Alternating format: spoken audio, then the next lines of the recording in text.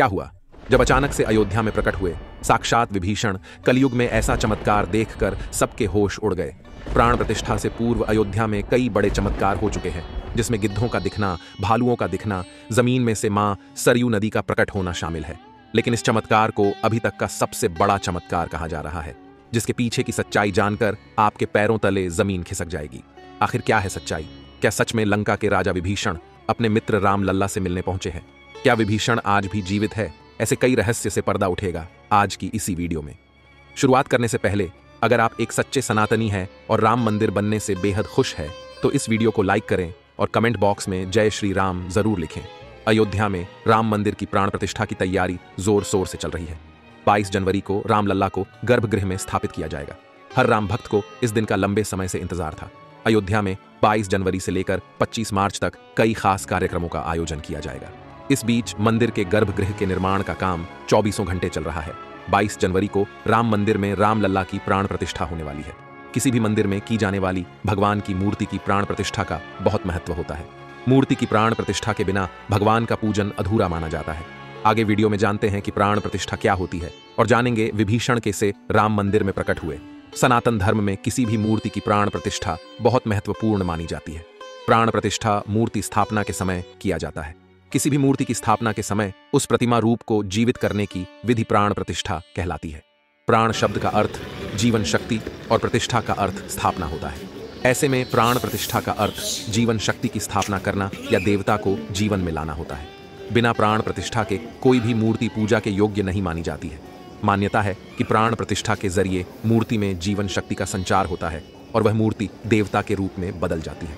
अर्थात अब साक्षात प्रभु श्री राम अयोध्या राम मंदिर में निवास करने वाले हैं और जब स्वयं प्रभु एक बार पुनः अयोध्या आ रहे हैं तो उनके प्रिय मित्र व भक्त विभीषण कैसे पीछे रह सकते हैं? क्योंकि जब प्रभु श्री राम ने रावण का वध किया था, लंका पर विजय पाई थी और पुष्पक विमान के जरिए जब वह फिर से अयोध्या लौटे थे, तब प्रभु श्री राम के साथ विभीषण जी भी अयोध्या आए थे और कई दिनों तक अयोध्या में ही रुके थे। इसके बाद उन्होंने लंका का राज सिंहासन संभाला और लंका के राजा बन गए। यानी प्रभु श्री राम की भक्ति उनके लिए बहुत भाग्यशाली साबित हुई है, क्योंकि जो राम की शरण में आ जाता है उसका उद्धार निश्चित है। लेकिन क्या विभीषण आज भी जिंदा है? इसका जवाब आपको आगे की वीडियो देखकर पता चलेगा।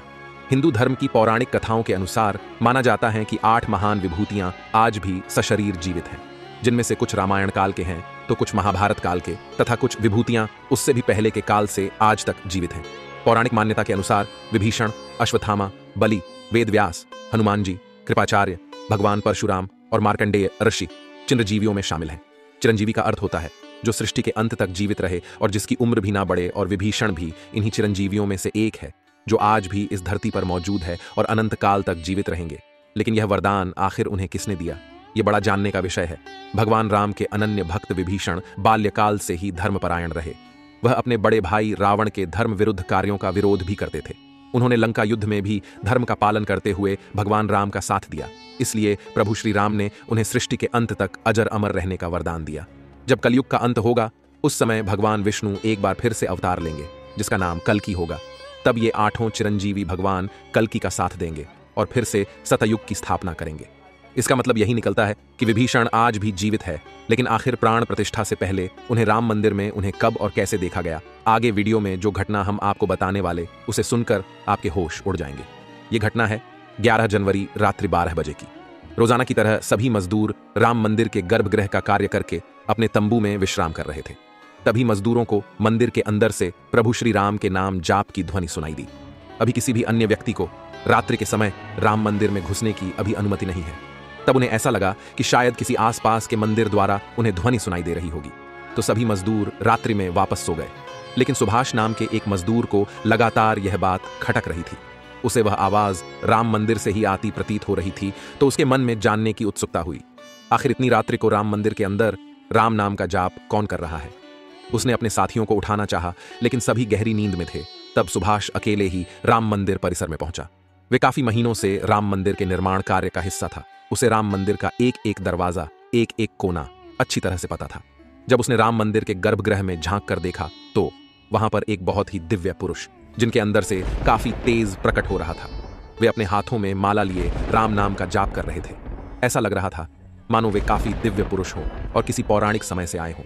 उनके बैठने का तरीका और उनका अंदाज राजाओं की तरह मालूम पड़ रहा था। सुभाष ये नज़ारा देखकर दंग रह गया। इसके बाद सुरेश अपने साथी मजदूरों के पास गया और उन्हें यह सारी सच्चाई बताई, और जब सब मिलकर राम मंदिर गर्भगृह तक पहुंचे तो सभी के होश उड़ गए, क्योंकि वह दिव्य व्यक्ति वहां से गायब हो चुके थे। चूंकि रात्रि का समय चल रहा था तो सभी लोग सुभाष की बातों को भ्रम समझ रहे थे और कोई भी उसकी बात को मानने को तैयार नहीं था। लेकिन सुभाष जानता था उसने जो देखा है वह बहुत बड़ा चमत्कार है।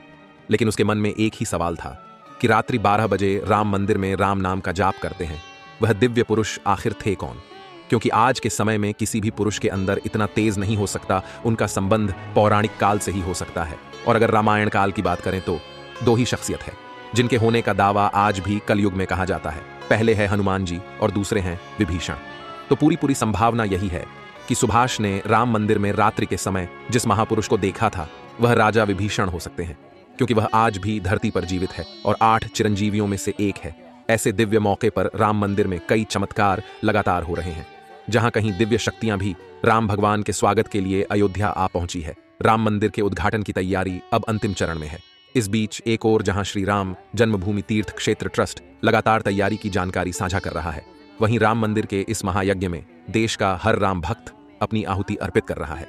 आने वाली 22 तारीख के मौके पर कई संत, महात्मा और जिन भक्तों ने राम मंदिर के लिए संघर्ष किया वो सभी अयोध्या पहुंचेंगे। न केवल 22 जनवरी को बल्कि 12 जनवरी से ही मेहमानों का अयोध्या जाने का सिलसिला शुरू हो जाएगा। रामनगरी में 11,000 से ज्यादा VIP मेहमानों के स्वागत की तैयारी की जा रही है। एक समय था जब यहीं अयोध्या में रामलला टेंट में विराजमान थे। आज पक्का घर सिर्फ रामलला को ही नहीं बल्कि पक्का घर देश के 4 करोड़ गरीबों को भी मिला है। रामायण के समय में अयोध्या को स्वर्ग कहा जाता था। देवता इस स्वर्णिम नगरी कहते थे, क्योंकि यह नगर चारों तरफ से हर प्रकार की सुविधा से युक्त था। लेकिन जब मुगल आक्रांताओं ने भारत पर आक्रमण किया तो पूरे अयोध्या नगर को उजाड़ कर रख दिया। मंदिर के ध्वस्त होने के बाद कई सालों तक यह भूमि वीरान रही और किसी भी हिंदू सनातनी को इस क्षेत्र में आने की अनुमति तक नहीं थी। लेकिन पुनः प्रभु श्री राम जी की कृपा हुई। यहाँ श्री राम का भव्य मंदिर बनने के बाद यहाँ आने वाले लोगों की संख्या में बहुत बड़ी वृद्धि होगी। इसे ध्यान में रखते हुए सरकार ने अयोध्या में हजारों करोड़ रुपए के विकास कार्य किया है। राम मंदिर की प्राण प्रतिष्ठा से पहले प्रधानमंत्री मोदी ने अयोध्या में अलग अलग विकास कार्यों का उद्घाटन किया और महर्षि वाल्मीकि इंटरनेशनल एयरपोर्ट अयोध्या धाम भी लोगों को तोहफे में दिया। इस एयरपोर्ट को पूरी तरह से भगवान राम से जोड़ा गया है, जिसकी दीवारों पर भी आपको श्री राम से जुड़ी सजावट देखने को मिलेगी। इस एयरपोर्ट के अंदर घुसते ही हमेशा लगता है हम फिर से रामायण काल में आ गए हो। आपको बता दें कि इस एयरपोर्ट को 20 महीने के रिकॉर्ड समय में तैयार किया गया है। उत्तर प्रदेश सरकार की ओर से अयोध्या एयरपोर्ट के लिए 821 एकड़ भूमि मुहैया कराई गई थी। 14 साल का वनवास पूरा करके और रावण का वध करके जब भगवान श्री राम पुनः अयोध्या पहुंचे थे तो अयोध्या के घर घर में दिवाली मनाई गई थी। हर घर में दीपक प्रज्वलित किए गए थे। तो जब अब पुनः प्रभु श्री राम अपने धाम को लौटने वाले हैं तो हम 140 करोड़ देशवासी आखिर कैसे पीछे रह सकते हैं? अयोध्या में विवादित स्थल पर 500 साल बाद प्रभु श्री राम के मंदिर निर्माण और श्री राम लल्ला की स्थापना के जश्न में 22 जनवरी को सिर्फ देश ही नहीं बल्कि पूरी दुनिया दिवाली की रोशनी से जगमग होगी। अयोध्या से पीएम मोदी ने देश के सभी 140 करोड़ लोगों से 22 जनवरी के दिन अपने घरों को श्री राम ज्योति नामक दीपक की रोशनी से अपने घरों को जगमग करने का आह्वान किया है। प्रधानमंत्री ने लोगों से हाथ जोड़कर यह प्रार्थना की है कि सभी देशवासी प्रभु श्री राम लल्ला की अयोध्या वापसी के जश्न में अपने अपने घरों को दिए से जगमग कर दें। यानी पूरे देश में इस बार 22 जनवरी को ऊर्जा, आशा, आकांक्षा और उम्मीद व जोश से भरपूर एक नई दिवाली देखने को मिलेगी। ये दिवाली सिर्फ देश ही नहीं बल्कि दुनिया के उन तमाम देशों में भी मनाई जाएगी जहां भारतीय लोग बसे हैं।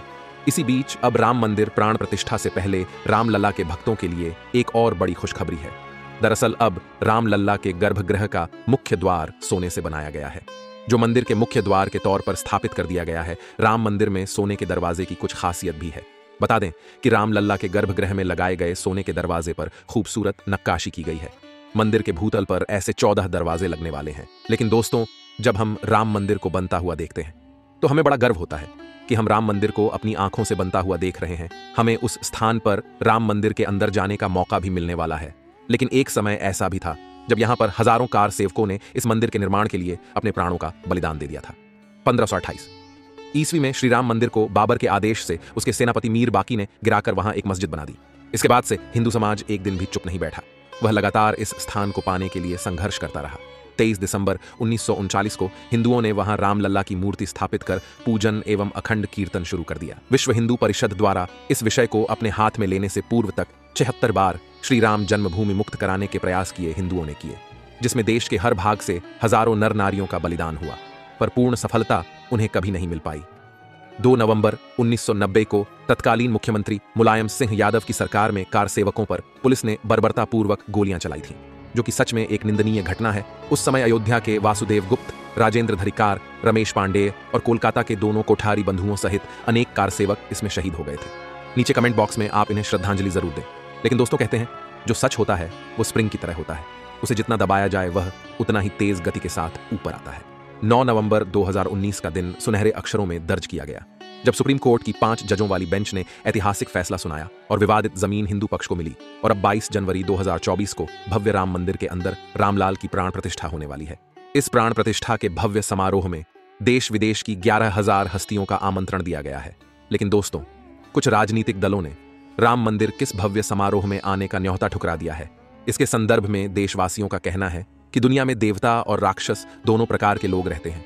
देवता मंदिर में प्रवेश कर सकते हैं, लेकिन रक्षा मंदिर के अंदर नहीं जाते। जो राजनीतिक दल मंदिर के प्राण प्रतिष्ठा में आने से मना कर रहे हैं, उन्हें इन्हें राक्षसों के साथ जोड़कर देखना गलत नहीं होगा। जल्द ही राम मंदिर आम जनता के लिए भी खोल दिया जाएगा। राम मंदिर की भव्यता, लोगों के मन में राम मंदिर को लेकर के उत्साह और साथ ही साथ अयोध्या शहर का विस्तार उन सभी बलिदानों की आत्मा को शांति प्रदान करेगा और देश के प्रगति में भी जरूर सहयोग करेगा। हम दोस्तों आशा करते हैं कि आज की वीडियो के माध्यम से आप राम मंदिर को और उसके इतिहास को करीब से जान पाए होंगे। सभी हमेशा करते। आज की वीडियो आपको पसंद आई होगी, लाइक जरूर करें और कमेंट बॉक्स में सभी कार्ड सेवकों के बलिदान के प्रति आप श्रद्धांजलि जरूर दें। साथ ही साथ कमेंट बॉक्स में कुछ सेकुलर हिंदुओं के लिए अपनी राय जरूर रखें, जिन्होंने राम मंदिर प्राण प्रतिष्ठा समारोह में आने का न्योता ठुकरा दिया है। हमारे चैनल को सब्सक्राइब जरूर कर लें, ताकि आपको हमेशा ऐसी सत्य चमत्कारी घटनाएं देखने को मिलती रहे। अभी के लिए आप सभी को हर हर महादेव।